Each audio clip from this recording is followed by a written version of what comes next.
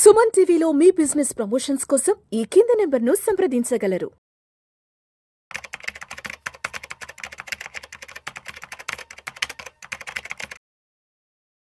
నమస్తే, welcome to Vishnu talks. నేను మీ విష్ణు. ప్రస్తుతం నాతో పాటు senior stock market analyst Eedara Ramakrishna గారు ఉన్నారు. వారితో మాట్లాడదాం. ఈదర రామకృష్ణ గారు నమస్తే సార్. నమస్తే అండి. Welcome to Vishnu talks. So Eedara Ramakrishna గారు, ఒక్కసారి ఈ వారం మార్కెట్లు క్లోజింగ్ చూద్దాం. ఈ వారం గురువారం నాటికి మార్కెట్ అని క్లోజ్ అవ్వడం జరిగింది. సెన్సెక్స్ ఏమో 73,828 వద్ద క్లోజ్ అయింది. నిఫ్టీ ఏమో 22,397 వద్ద క్లోజ్ అయింది. గురువారం నాటికి, శుక్రవారం హోలీ సందర్భంగా మార్కెట్లకు సెలవు కాబట్టి గురువారం వరకు ఈ వీక్ లో మార్కెట్ రన్ అయింది. ఏంటి అసలు మార్కెట్లు రోజు రోజుకి వెనక్కి వెళ్ళిపోతున్నాయి. అసలు మార్కెట్లు మళ్ళా ముందుకు ఎప్పుడు వెళ్తాయంటూ కూడా ప్రతి ఒక్కరూ కళ్ళల్లో ఒత్తులు వేసుకుని ఎదురు చూస్తున్నారు. మార్కెట్లు కూడా ఎక్కడ పెద్ద ఈవెంట్స్ కానీ హడావుడి ఏం కనిపించట్లేదు. మొత్తం దలాల్ స్ట్రీట్ అంతా కూడా చాలా ఒక నైరాస్యంలో ఉంది. ఆల్మోస్ట్ 27 లక్షల కోట్ల రూపాయలు గత 8 సెషన్స్ నుంచి మార్కెట్ నుంచి వైప్ అవుట్ అయిపోయినాయి. ఏంటి అసలు ప్రస్తుతం మార్కెట్ల పరిస్థితి ఏంటి? ఎన్నాళ్ళ వరకు ఇటువంటి గడ్డు పరిస్థితులు మనం చూడబోతున్నాం అంటారు? ఈ వారం నిఫ్టీ కనుక చూసినట్లయితే, నిఫ్టీ కానీ మేజర్ ఇండిసెస్ కనుక చూసినట్లయితే కేవలం స్వల్పంగా 0.69% సెన్సెక్స్ నిఫ్టీ పడిపోవడం చూసాము. అట్లాగే బ్యాంక్ నిఫ్టీ పరంగా చూస్తే 0.9% పడిపోయింది. ఇంకా రియల్ పాయింట్స్ టర్మ్స్ లో చూస్తే నిఫ్టీ 150 పాయింట్స్ అరౌండ్, సెన్సెక్స్ 500 పాయింట్ల పైచులకు, అలాగే బ్యాంక్ నిఫ్టీ 400+ పాయింట్స్ నష్టపోవడం జరిగింది. అంతకుముందు వారంలో మార్కెట్స్ బాగున్నాయి, అంటే మార్కెట్స్ చక్కగా పర్ఫామ్ చేసినాయి. బాటమ్ నుంచి కొంత రికవరీ కనిపించింది. అయినప్పటికీ ఈ వారము కొంత మిక్స్డ్ న్యూస్లు రావడంతో, కొన్ని గుడ్ న్యూస్లు, కొన్ని బ్యాడ్ న్యూస్లు, ఇవన్నీ కూడా మార్కెట్ని కొంచెము సెల్లింగ్ వైపుకి లేదా కన్సాలిడేషన్ వైపుకి తీసుకెళ్ళాలని మనం అర్థం చేసుకోవచ్చు. దీంట్లో ముఖ్యంగా మనకి ఇన్ఫ్లేషన్ డేటా ఒకటి వచ్చింది. ఇది 7 నెలల కనిష్ట స్థాయికి పడిపోయింది. అంటే 3.61కి ఇన్ఫ్లేషన్ పడిపోవడంతో అది ఒక గుడ్ న్యూస్గా మనం చెప్పుకోవచ్చు. అంటే భవిష్యత్తులో రాబోయే మీటింగ్స్లో ఆర్బీఐ దాదాపుగా వడ్డీ రేట్లు తగ్గించే అవకాశాలు ఉన్నాయి. అంటే 25 బేసిస్ పాయింట్స్, అంటే 0.25% కనీస ఇంట్రెస్ట్ రేటు తగ్గించే అవకాశం ఉంది. అట్లాగే ఐఐపీ నెంబర్స్ కనుక తీసుకున్నట్లయితే, ఐఐపీ నెంబర్స్లో మంచి పెరుగుదల నమోదైంది. అంటే గ్రేటర్ దెన్ 5% ఐఐపీ నెంబర్స్ పెరగడం, అంటే ఇండస్ట్రియల్ ప్రొడక్షన్ పెరుగుతుందని అర్థం చేసుకోవచ్చు. సో ఇవి గుడ్ న్యూస్గా చెప్పుకుంటే, బ్యాడ్ న్యూస్ పరంగా మనకి ఇండస్ఇండ్ బ్యాంక్ రూపంలో వచ్చింది. అంటే ఇండస్ఇండ్ బ్యాంక్లో జరిగిన అవకతవకలు, అంటే గత 6 సంవత్సరాల నుంచి ఫారెక్స్ హెడ్జ్లో జరుగుతున్న అవకతవకల వల్ల డైరెక్ట్గా బ్యాంకు 1,500 కోట్ల రూపాయలు నష్టపోవడం మనం చూసాం. దాని ద్వారా ఆ న్యూస్ రిలీజ్ అయిన రోజున దాదాపుగా 27% ఆ షేర్ నష్టపోయింది. ఒక నిఫ్టీ 50లో ఉన్న స్టాకు ఒక గ్రేటర్ దాన్ 20% కోల్పోతే అది ఒక బ్యాడ్ న్యూస్. అంటే యుఎస్ ఎఫ్డిఏ రూపంలో బ్యాడ్ న్యూస్లు వస్తూ ఉంటాయి. యుఎస్ ఎఫ్డిఏ రూపంలో వచ్చిన బ్యాడ్ న్యూస్ అది ఎక్స్టర్నల్ ఫ్యాక్టర్, అది దానివల్ల పెద్ద మార్కెట్ ఇంపాక్ట్ అవ్వదు. కానీ ఇక్కడ ఏంటంటే ఇది ఒక స్కామా అనే డౌట్స్ వస్తున్నాయి. ఎందుకంటే రీసెంట్గా వచ్చిన రిజల్ట్స్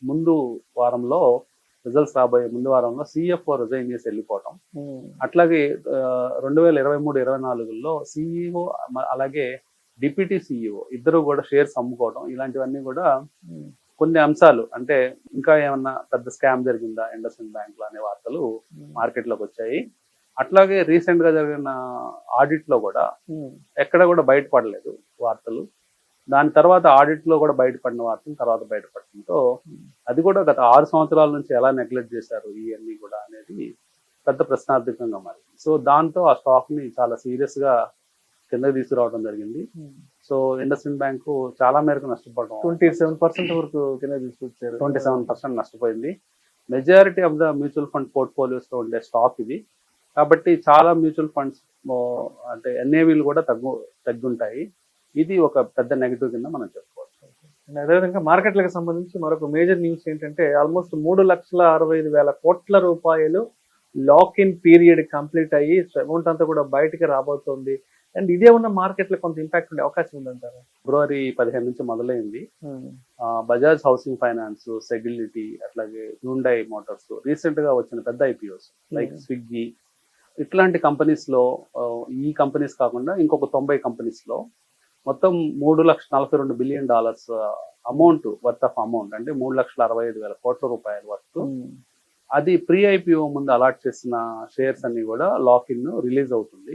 ఈ లాక్ ఇన్ రిలీజ్ అవటం అంటే అంతకుముందు ప్రీ ఐపీఓ ముందు తక్కువ రేట్ల వద్ద కొనుక్కున్న ఇన్వెస్టర్స్ వాళ్ళు కొంత సెల్లింగ్కి పాల్పడే అవకాశం ఉంది. అంటే మొత్తం 3,65,000 కోట్లు అమ్ముకుంటారని కాదు, కనీసం దాంట్లో 1,00,00,000 కోట్ల రూపాయల దాకా అమ్మకాలు జరిపే అవకాశం ఉంది. అంటే రాబోయే 2 నెలల్లో, అంటే ఏప్రిల్ మే మాసాలు, అలాగే ఈ మార్చిలో మిగిలిన 10 రోజులు మొత్తం కలుపుకుంటే దాదాపు ఒక 70 రోజులు ఇంకా ఒక సెల్లింగ్ అనేది ఈ లోకల్ డొమెస్టిక్ కానీ ఎవరైతే ప్లేస్మెంట్స్ వచ్చి ఉంటాయో వాళ్ళందరూ కూడా అమ్మే అవకాశం ఉంది. సో వాళ్ళ అమ్మకాలు జరిపితే మార్కెట్లో ఎలాగో ఎఫ్ఐస్ కంటిన్యూస్గా అమ్ముతున్నారు. ఇప్పటికే వాళ్ళు $26 బిలియన్ సరుకు అమ్మారు గత 5 నెలల్లో. సో వాళ్ళు 25 బిలియన్లు అమ్మటం, మళ్ళీ ఇప్పుడు 42 బిలియన్లో రాబోయే లాక్-ఇన్ పీరియడ్ ఎండ్ అయిన 42 బిలియన్లో కనీసం ఓ 15 బిలియన్లు అయినా వాళ్ళ అమ్మకాలు జరిపితే మార్కెట్లో పెరగటానికి అది ఏమాత్రం దోహదపడదు. సో మార్కెట్లో ఇంకా సెల్లింగ్ వచ్చే అవకాశం ఉంటుంది. కాబట్టి మార్కెట్లో కొంచెము కన్సాలిడేషన్ నుంచి స్తబ్దుగా ఉండే అవకాశాలు రాబోయే 2 నెలలకి క్లియర్గా కనిపిస్తాయి. అండ్ అదేవిధంగా ఎలన్ మస్క్ కు సంబంధించిన స్టార్లింక్ నెట్వర్క్ కూడా భారత్ లో అడుగు పెట్టడానికి సర్వం సిద్ధం చేసుకుంటుంది. దీనికి సంబంధించి ఒక 4-5 మంత్స్ బ్యాకే, అంటే ఆల్మోస్ట్ సెప్టెంబర్ అక్టోబర్ ఆ టైంలో మీరు ఒక ప్రిడిక్షన్ చెప్పారు.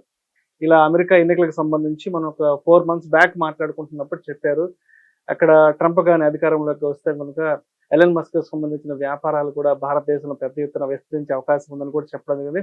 ఆ రోజు చాలా మంది మన వీడియోస్ కింద కామెంట్ల రూపంలో కూడా విమర్శించారు, అంత సీన్ ఏం లేదు, ఎలన్ మస్క్ ఇక్కడ పీకేది ఏం లేదు, ఇక్కడ అంతా పెద్ద పెద్ద వాళ్ళంతా ఉన్నారని కూడా అప్పుడు అన్నారు. బట్ ఇప్పుడు చూస్తే ఎలన్ మస్క్ కి సంబంధించిన టెస్లా కానీ, స్టార్లింక్ నెట్వర్క్ కానీ ఇవన్నీ కూడా భారత్ లో ప్రవేశించేందుకు పెద్ద ఎత్తున ఇక్కడ వాళ్ళ వ్యాపార సామ్రాజ్యాన్ని విస్తరించేందుకు అటు అమెరికా ప్రభుత్వాలు కానీ, ఇటు భారత్కి సంబంధించిన ప్రభుత్వాలు కానీ కూడా చాలా చురుకుగా పనిచేస్తున్నాయి. సో మరి స్టార్ లింక్ ఎంత ఇంపాక్ట్ చేయబోతోంది మన ఇండియన్ టెలికాం సర్వీసెస్ ని అండ్ ఇక్కడ ఉన్నటువంటి పెద్ద పెద్ద వ్యాపారాన్ని కూడా? స్టార్ లింక్ రావటం అనేది ముందుగా వార్తలు వచ్చాయి, ఆ టైంలో కూడా వార్తలు వచ్చాయి, అదే మనం ప్రస్తావించడం జరిగింది. సో ఇప్పుడు రియల్ గా చూస్తున్నాం, అంటే రియల్ గా ట్రంప్ ఎన్నిక కావటం, అట్లాగే ఎలన్ మస్క్ ట్రంప్ ని సపోర్ట్ చేయటము, ఇవన్నీ తర్వాత ఆయన వ్యాపారాలు మెయిన్ గా మనకి ఇప్పుడు వస్తున్న న్యూస్లు చూస్తే టెస్లా కార్లు కూడా షోరూమ్స్ ఓపెన్ చేయడం చూస్తాము. తర్వాత టెస్లా కాంపోనెంట్స్ ని మనం ఇంపోర్ట్ చేసుకొని ఇక్కడ అసెంబుల్ చేసి మళ్ళీ ఆ కార్ల అమ్మకాలు కూడా రాబోయే రోజుల్లో మనం చూస్తాం. ప్రస్తుతం స్టార్లింక్ గురించి మాట్లాడితే ఈ వీకే మన ఆ న్యూస్లు కూడా రావడం జరిగింది. కేవలం 24 గంటల వ్యవధిలో ఫస్ట్ భారతీయ ఎయిర్టెల్ టైఅప్ చేసుకున్న 24 hours లోనే మళ్ళీ జియో కూడా టైఅప్ చేసుకోవటం జరిగింది. సో పెద్ద ప్లేయర్స్ ఇద్దరే ఇండియాలో. ఐడియా కూడా చాలా చిన్న ప్లేయర్ గా మారిపోయింది, less than 15% కి వెళ్ళిపోయింది మార్కెట్ షేర్. 80% మార్కెట్ షేర్ ని మేనేజ్ చేస్తున్న కంపెనీస్ లో భారతీయ ఎయిర్టెల్, జియో ఉన్నాయి. సో ఈ రెండు కూడా ఒక 24 గంటల వ్యవధిలో ఇద్దరు టైప్ చేస్తారు. అంటే భవిష్యత్తులో కాంపిటీషన్ ఎంత సివియర్ గా ఉండే అవకాశం ఉందంటే వీళ్ళు ఏమాత్రం అశ్రద్ధ చేసినా కానీ మార్కెట్ షేర్ కోల్పోయే అవకాశం ఉంది. అదిగాక మనము టెక్నాలజీ వైజ్ గా డోకా లేదు, ఎందుకంటే లో ఆర్బిట్ శాటిలైట్స్ ద్వారా సర్వీసెస్ ఇస్తారు. డైరెక్ట్ గా శాటిలైట్ లింక్ తో మనం టెలిఫోన్ లో మాట్లాడతాం అన్నమాట. తద్వారా ఏమవుతుందంటే కేవలం 160 కిలోమీటర్ల డిస్టెన్స్ లో భూమికి శాటిలైట్ ఆర్బిట్ లో ఉంటాయి. కాబట్టి చాలా మెరుగైన సర్వీసులు, అంటే ఏమాత్రం కనెక్టివిటీ ఫోన్ సర్వీసులు, అంటే ఎక్కడ డిస్టర్బెన్స్ లేకుండా చాలా క్లారిటీ ఉన్న సర్వీసులు అత్యంత చౌక ధరలకు ఇండియాలో అవైలబుల్ అయ్యే అవకాశం ఉంది. అంటే ఇప్పుడు ఈ రోజు ఇచ్చిన ఎస్టిమేషన్ ప్రకారం కేవలం సంవత్సరానికి 12,500 సబ్స్క్రిప్షన్ ఫీజుతో ఒక సంవత్సరం సర్వీసులు మీకు ఏ లొకేషన్లో అయినా, అంటే పొలంలో కావచ్చు, అడవిలో కావచ్చు, ఎడారిలో కావచ్చు, మీరు ఎక్కడికి వెళ్ళినా కానీ మీకు ఇంటర్నెట్ పనిచేస్తుంది. సో తద్వారా ఏమవుతుందంటే అంటే ఒక సేఫ్టీ సెక్యూరిటీ అని వస్తుంది. ఇప్పుడు హైటెక్ యుగంలో ఉన్నాము, చాలా సర్వీసులు మనము కంప్యూటర్ ద్వారా, ఇంటర్నెట్ ద్వారా చేయాల్సిన అవసరం ఉన్న టైంలో అలాంటి సర్వీస్ కనుక మన మార్కెట్లో వచ్చిన పక్షంలో అది చాలా యూస్ఫుల్గా ఉంటుంది. అత్యంత చౌక ధరలను ఎందుకు అంటున్నానంటే 12,500. అమెరికాలో అదే సర్వీస్కి అక్కడ ఎలన్ మస్క్ ఛార్జ్ చేసే అమౌంట్ కనుక చూస్తే 2,01,000 రూపాయలు, 2 లక్షల పైచిలకు డబ్బులు వాళ్ళు అక్కడ కలెక్ట్ చేస్తారు ఒక సంవత్సరానికి సబ్స్క్రిప్షన్ ఫీజు. అదే ఇండియాలో వచ్చేటప్పటికి కేవలం ఇద్దరు కూడా జియో ఇంకొక 1,200 రూపాయలు తక్కువలోనే అనౌన్స్ చేస్తుంది, ఎయిర్టెల్ మాత్రం 12,500 రూపాయల్లో ఛార్జెస్ వస్తాయని న్యూస్ వచ్చింది. కాబట్టి కేవలం 12,500తో మీకు అన్ఇంటరప్టెడ్ సర్వీసెస్. ఇప్పుడు కొన్నిసార్లు మనం ట్రైన్స్ లో ట్రావెల్ చేసేటప్పుడు మనకి సర్వీస్ ఉండదు, అంటే మన ఫోన్ పనిచేయదు. కొన్ని అలాంటి బాధలు ఉండవు. అలాగే ప్లేన్స్ లో ట్రావెల్ చేసేటప్పుడు ఎక్కడైనా మన సర్వీస్ యూజ్ చేసుకునే అవకాశం ఉంటుంది. అదొక మంచి అంశంగా చూడవచ్చు. ఇప్పుడు నడుస్తున్న ఈ మార్కెట్ సినారియోలో ఏదైనా కొంత ఫేవరబుల్ గా ఉన్న షేర్స్ ఏమున్నాయి, అండ్ అదే విధంగా పర్టికులర్ గా ఏ షేర్స్ కు దూరంగా ఉంటే మంచిది అంటారు? ముఖ్యంగా నిఫ్టీ కనుక చూసుకున్నట్లయితే రీసెంట్ గా ఏదైతే లో వచ్చిందో 22,000 అనేది ఒక సపోర్ట్ గా ఉండే అవకాశం ఉందండి.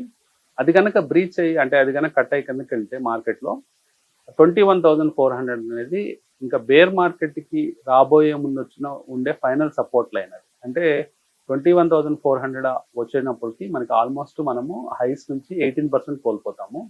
ఇప్పటికే స్మాల్ క్యాప్స్, మిడ్ క్యాప్స్ అన్ని కూడా 20% అబోవ్ పడిపోయినాయి. అంటే 25%, 27%, అలాగే మైక్రో క్యాప్లు 30% దాకా ఇండెక్స్ లెవెల్లో కోల్పోయినాయి. అంటే ఆల్రెడీ అవన్నీ బేర్ మార్కెట్ వాతావరణంలో ఉన్నాయి.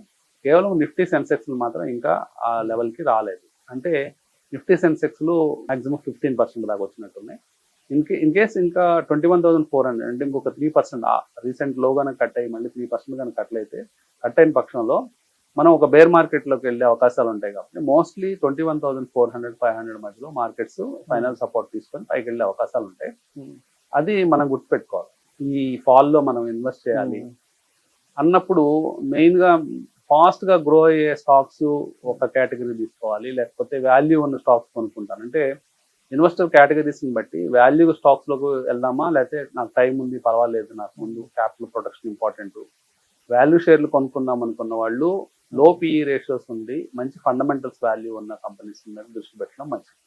అంటే పిఈ ప్రైస్ ఎర్నింగ్స్ రేషియోస్ తక్కువగా ఉండి లాంగ్ టర్మ్ క్యాపిటల్ అప్రిషియేషన్ బాగానే ఉండొచ్చు అన్న కంపెనీలు. అంటే కంపెనీలో గ్రోత్ కనీసం ఉండాలి, మినిమం గ్రోత్ 10% అండ్ అబవ్ ఉండి పిఈ రేషియోస్ తక్కువగా అవైలబుల్ అవుతున్న షేర్లు కొంత సేఫ్టీ నెట్ ఇస్తాయి. అట్లాగే గ్రోత్ కంపెనీస్ కనుక చూస్తే ఏ సెక్టార్లు అంటే పర్టికులర్గా కన్జ్యూమర్ టెక్నాలజీ. అంటే ఇప్పుడు టెక్నాలజీ అనేది కేవలం ఐటీ సర్వీసెస్ కాకుండా చాలా చోట్ల మనకి టెక్నాలజీ వచ్చింది. ఆ టెక్నాలజీ స్టాక్స్ కనుక ఫాల్ అయినప్పుడు, అంటే ఇప్పుడు ఫర్ ఎగ్జాంపుల్ జొమాటో ఉండొచ్చు, లేకపోతే పేటిఎం ఉండొచ్చు, లేకపోతే ఇవన్నీ కూడా ఇంకా ఫాల్ అవుతాయి. ఇప్పుడేమీ ఆగవు, ఇంకా ఫాల్ అయ్యే అవకాశాలు ఉన్నాయి. అలాంటివి అంటే కార్ ట్రేడ్ ఇలాంటి కంపెనీస్ అన్నీ కూడా టెక్నాలజీని వాడతాయి, అలాగే కన్జ్యూమర్కి సర్వీసెస్ ఇస్తాయి. ఇట్లాంటి సర్వీసెస్ తీసుకునే కంపెనీలు అవి బాగా తర్వాత భవిష్యత్తులో ఫాస్ట్గా గ్రో అయ్యే ఛాన్సెస్ ఉంటాయి. కానీ ఇప్పుడు ఇమ్మీడియట్గా ఇక్కడే కొనాలంటే లేదు, ఇంకా ఫాల్ ఉండొచ్చు.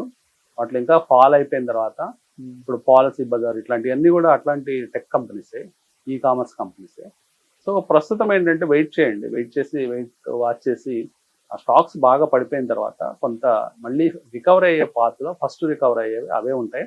అంటే ఆయా సెక్టార్లో లీడర్షిప్ ఉండాలి. ఆ సెక్టార్లో లీడర్షిప్ ఉన్న కంపెనీస్ త్వరగా కోలుకునే అవకాశాలు ఉంటాయి, వాటి మీద దృష్టి పెట్టమని. అండ్ అదేవిధంగా రేపు మార్చి 17th మండే నుంచి మార్కెట్లను ఎలా అబ్జర్వ్ చేయాలంటారు? మార్కెట్స్లో ఈ వారం మనకి ఒక హాలిడే వచ్చింది. సో మండే నుంచి కూడా మనకు చూస్తే మార్కెట్స్లో ఎక్కువగా ఇన్వెస్టర్స్ ట్యాక్స్ హార్వెస్టింగ్ కి మొగ్గు చూపే అవకాశాలు ఉంటాయి. ఎందుకంటే మనకి ప్రథమార్థంలో మంచి లాభాలు పొందారు ఇన్వెస్టర్స్. మార్చి నుంచి 2024 మార్చి నుంచి సెప్టెంబర్ దాకా. సెప్టెంబర్ తర్వాత నుంచి మార్కెట్లో షార్ట్ టర్మ్ ట్రేడింగ్ చేసిన వాళ్ళందరికీ డబ్బులు పోయినాయి. అంటే షార్ట్ టర్మ్ లాసెస్ ఉన్నాయి. అంతకుముందు షార్ట్ టర్మ్ గెయిన్స్ ఉన్నాయి. మార్చి నుంచి అంటే ఏప్రిల్ 1 నుంచి చేసిన వాళ్ళందరికీ మొదటి 6 నెలలు షార్ట్ టర్మ్ గెయిన్స్ ఉన్నాయి. సో ఇప్పుడు బ్యాలెన్స్ షీట్ కనుక చూస్తే, అంటే ట్యాక్స్ పాయింట్ ఆఫ్ వ్యూలో మనము మొత్తం P&L అకౌంట్ వేసుకున్నట్లయితే సిచ్యువేషన్ ఎలా ఉంటుందంటే, ప్రీవియస్గా మనకు వచ్చిన గెయిన్స్ మాత్రం బుక్ అయి ఉన్నాయి కాబట్టి వాటి మీద ట్యాక్స్ కట్టాల్సిన అవసరం ఉంటుంది. అట్లాగే ఇప్పుడున్న లాసులు కనుక బేరేజ్ చేసుకున్నట్లయితే మొత్తం మీద వాళ్ళ పోర్ట్ఫోలియో లాస్లో ఇలాంటి ఒక డైల్మా సిచ్యువేషన్లో ఉంటారు. సో ఇన్వెస్టర్స్ ఎక్కువగా ఏం చేస్తుంటారంటే, ఏదైతే ప్రాఫిట్స్ వచ్చాయో ఆ ప్రాఫిట్స్ని అంటే నల్లిఫై చేయడానికి ఇప్పుడు లాస్లు బుక్ చేసుకొని కొత్త రకం షేర్లు కొనుక్కోవడం కానీ, లేకపోతే అవే షేర్లు మళ్ళీ కొనుక్కోవడం కానీ ఇట్లాంటి పనులు చేస్తారు.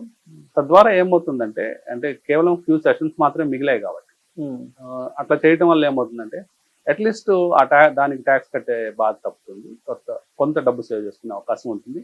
అలాంటి వాటి మీద దృష్టి పెట్టే అవకాశాలు ఉన్నాయి కాబట్టి మార్కెట్స్ కొంత కన్సాలిడేషన్ మోడ్లోనే వెళ్ళే అవకాశం. అయితే ఇప్పుడు ఇంకా ఓవరాల్గా అసలు మళ్ళీ మార్కెట్లకి పునర్వైభవం రావడానికి ఎన్ని నెలల సమయం పట్టొచ్చు అంటారు అసలు? ఇంకా ఇంకా ఎంత టైం పడుతుంది? ఇప్పుడు 73,000కి వచ్చేసింది. ఈ 73, 83 కావడానికో, 84 కావడానికో ఇంకా ఎన్ని నెలల సమయం పట్టొచ్చు అంటారు? 10,000 పాయింట్లు పెరగడానికి ఆల్మోస్ట్. మనకి 2021, 22 ఆ టైంలో వచ్చిన ఫాల్ 18% ఫాల్ ఏదైతే ఉందో అది టైం చూసినప్పుడు ఆ టైం లైన్ మనం క్యాలిక్యులేట్ చేసినప్పుడు దాదాపుగా 18 నెలల నుంచి 24 నెలల టైం పట్టింది. అంటే మనకి సెప్టెంబర్ 2024లో మొదలైన ఫాల్ కనుక కౌంట్ చేస్తే మనకి తెలియకుండానే మళ్ళీ మనం బయటకు వచ్చేటప్పటికి 26 మిడ్ లో ఉంటాం. అంటే ఈ మధ్యలో మార్కెట్ పెరగదంటే పెరుగుతుంది. అంటే మార్కెట్లు పెరుగుతాయి కానీ మళ్ళీ ఆల్ టైమ్ హైలు దాటుకొని మళ్ళీ ఫ్రెష్ హైస్ క్రియేట్ చేయడానికి మనము 2026లో చూసే అవకాశం ఉంటుంది. కొన్ని సందర్భంలో సంవత్సర కాలం పట్టొచ్చు. కాకపోతే ఈ మధ్యలో కొంత పెరిగి మళ్ళీ జస్ట్ ఆల్ టైమ్ హై అలా టచ్ చేసి మళ్ళీ అక్కడ నుంచి మళ్ళీ వెనక్కి రావచ్చు. సో ఏమవుతుంది, అదొక టాప్ అనేది రెసిస్టెన్స్ గా ఫామ్ అవుతుంది. గతంలో ఏదైతే టాప్ ఫార్మేషన్ ఉంటుందో ఆల్ టైమ్ హై అది ఒక రెసిస్టెన్స్ పాయింట్ గా మారిపోతుంది. సో అక్కడికి వచ్చినప్పుడు సెల్లింగ్ బాగా ఎక్కువగా వస్తుంది, ఇంటెన్సిఫైడ్ సెల్లింగ్ వస్తుంది. తద్వారా ఏమవుతుందంటే మార్కెట్స్ మళ్ళీ ఫాల్ అయిపోయి మార్కెట్స్ మళ్ళీ రైజ్ అయ్యి ఆ రెసిస్టెన్స్ లైన్ ని మల్టిపుల్ టైమ్స్ అటెంప్ట్ చేస్తే గానీ ఆ రెసిస్టెన్స్ బ్రేక్ అవుతుంది. అలాంటి సినారియోస్ అన్ని కౌంట్ చేసుకుంటే మనకు తెలియకుండానే 18 నెలల నుంచి 24 నెలలు స్టార్టింగ్ పీరియడ్ నుంచి పట్టే అవకాశం. కానీ ఇది డైజెస్ట్ కాదు, ఎప్పటికప్పుడు పెరిగిపోతుందని ఆశతో ఉంటారు. కానీ అట్ ద సేమ్ టైం షేర్లు పెరగవంటే పెరుగుతాయి. ఎందుకంటే ఒక బాటమ్ నుంచి పైకి పెరిగే ప్రాసెస్ లో మళ్ళీ ఆల్ టైమ్ హై ప్రాసెస్ మనం కౌంట్ చేస్తే ఇప్పుడు సపోజ్ 22,000 దగ్గర ఉన్నాం మళ్ళీ ఆల్ టైమ్ హైకి వెళ్ళాలంటే 26,000 చిల్లర. అంటే దాదాపుగా 4,000 పాయింట్లు జర్నీ చేస్తేనే కానీ మళ్ళీ ఆల్ టైమ్ హైకి వెళ్ళేది. ఈ జర్నీలో కూడా ప్రాఫిట్స్ వచ్చే అవకాశాలు ఉంటాయి, షేర్లు పెరిగే అవకాశాలు ఉంటాయి, మంచి షేర్లు డబుల్ అయిపోయే అవకాశాలు ఉంటాయి. సో ఇలాంటి ఆపర్చునిటీస్ మన కళ్ళ ముందే కనిపిస్తూ ఉంటాయి. సో మనము ఉన్న స్టాక్స్ లో ఎగ్జిట్ అయ్యి రైట్ స్టాక్స్ లో కనుక ఉన్నట్లయితే మన పోర్ట్ఫోలియోస్ 2 సంవత్సరాలు కన్సాలిడేషన్ ఒక రేంజ్ బౌండ్ మార్కెట్ లో ఉన్నప్పటికీ మన పోర్ట్ఫోలియోస్ షైన్ అయ్యే అవకాశాలు ఉంటాయి. సో మొత్తానికి ఇంకా ఒక సంవత్సర కాలం వరకు పట్టొచ్చు. మళ్ళీ మనం 80,000 పైచలకు మార్కెట్ చూడాలండి. Thank you sir, thank you so much Seetharamakrishna గారు. Thank you.